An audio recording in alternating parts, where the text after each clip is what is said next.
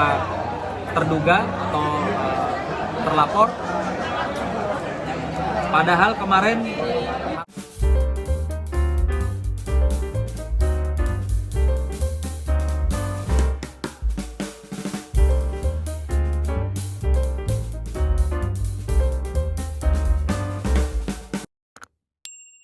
gimana Bang setelah di Polres tadi Bang, kejadian Sen sama Sen dan teman-temannya Bang? ya tadi hari ini saya dan putra saya Sian menghadiri panggilan dari pihak Polres Metro Jakarta Selatan terkait dengan adanya dugaan penganiayaan yang dialami oleh putra saya. Jadi tadi saya didampingi kuasa hukum putra saya, Bang Agustinus Nahak, juga sudah menandatangani beberapa dokumen yang dimana kasus ini tetap jalan berlanjut. Karena kami selaku orang tua korban sampai dengan detik ini belum menerima pihak orang tua niat baik daripada pihak orang tua terduga atau terlapor.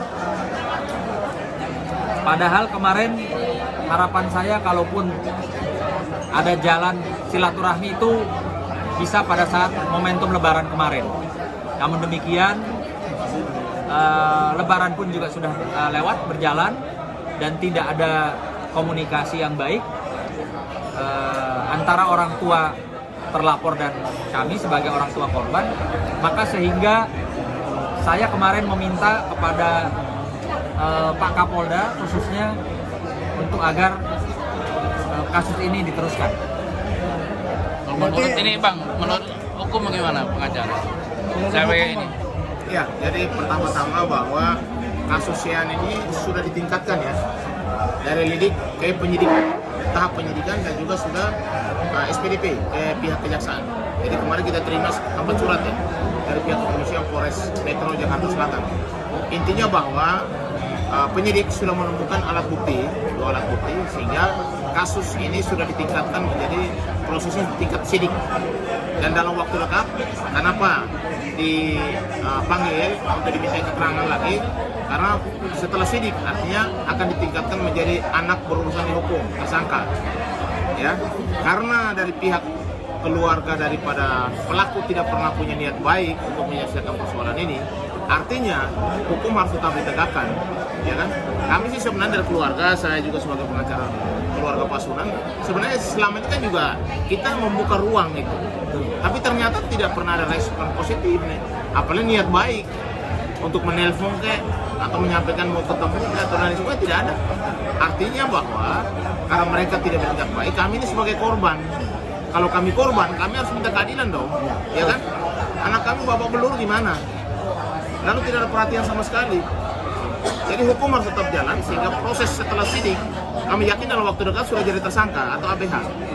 Oleh karena itu tadi kami juga datang menandatangani beberapa dokumen karena ada pemeriksaan lagi kan tadi. Nah, dalam pemeriksaan itu ada sekitar 20 pertanyaan ya yang tadi sudah dijawab dengan baik oleh kedua orang tua daripada Sian dan semua sudah tanda tangan. Artinya di dalam penandatangan itu pihak daripada pelaku akan dipanggil juga dan keluarganya.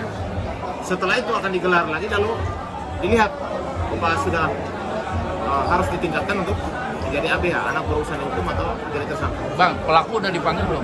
Sudah diperiksa. Sudah diperiksa. Terus respon dari pelaku apa? Ya sudah diperiksa Keluarganya? Kasus lidik ya. Tapi setelah naik sidik ini kan korban diperiksa dengan keluarga, si pelaku juga nanti akan dipanggil untuk diperiksa lagi karena sudah sidik, artinya sebentar lagi udah tingkatnya udah naik menjadi ABH, tersangka. Ini kenapa lama sih prosesnya Bang Sunan? Gimana? Prosesnya kenapa lama nih? Kalau untuk proses sejauh ini pihak dari Polres ya Metro Jakarta Selatan khususnya penyidik PPA itu menjalankan standar prosedur yang baik dan benar. Dikarenakan kasus-kasus seperti ini harus ada juga penanganan ya yang melibatkan instansi lain terkait dengan psikologi ya si anak yang menjadi korban. Dan kami alhamdulillah sudah melalui tahapan tersebut dan hasilnya nanti akan diserahkan ke pihak penyidik PPA Polres Metro Jakarta Selatan, dan dari situlah yang menjadikan alat bukti untuk proses ini lebih lanjut. Bang, andai kata nanti mereka sudah jadi tersangka, terus ditahan, apa akan mengajak damai nggak sama mereka, keluarga pelaku? Jadi begini, yang kita ini kan korban, yang harusnya mengajukan permohonan restoratif justice, RJ itu kan pihak daripada pelaku dong. Kalau mereka tidak mengambil langkah itu, artinya proses hukum berjalan terus. Walaupun RJ sekalipun, kalau pihak keluarga juga masih menolak juga, tidak akan berjalan perdamaian itu. Nah, terus proses Bang, hukum berjalan terus. oke. Terus di sekolah gimana Sen dengan anaknya, dengan pelaku ini di sekolah? Ya, saya justru sangat prihatin ya. Kemarin saya mendapatkan informasi bahwa anak terlapor ini melakukan hal yang sama lagi kepada teman-teman ada di sekolah yang lain gitu. Ya, artinya memang apakah anak ini betul-betul memang pengen jadi jagoan? Ya, kalau jadi jagoan ya nggak usah nangis nanti kalau masuk sel, gitu aja. Tapi mereka pelaku ini masih sekolah yang sama dengan Masih Sen? sekolah, karena memang saya tidak mengajukan si terlapor untuk dikeluarkan. Karena saya pikir ya saya harus sebagai orang tua memberikan kesempatan ya kepada anak-anak untuk dibina, untuk berubah. Tapi kami juga tadi kaget mendapatkan informasi bahwa selain Sean dan setelah laporan ini ada kejadian lagi yang dilakukan atau diduga dilakukan oleh anak yang menjadi terlapor ini.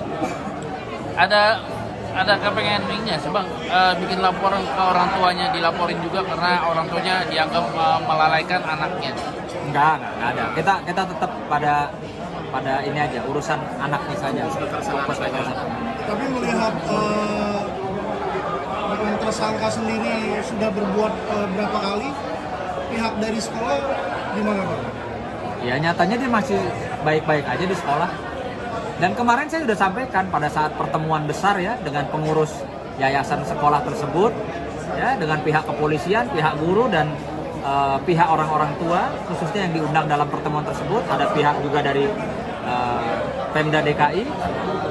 Ya, saya menyampaikan bahwa saya memiliki alat bukti lagi.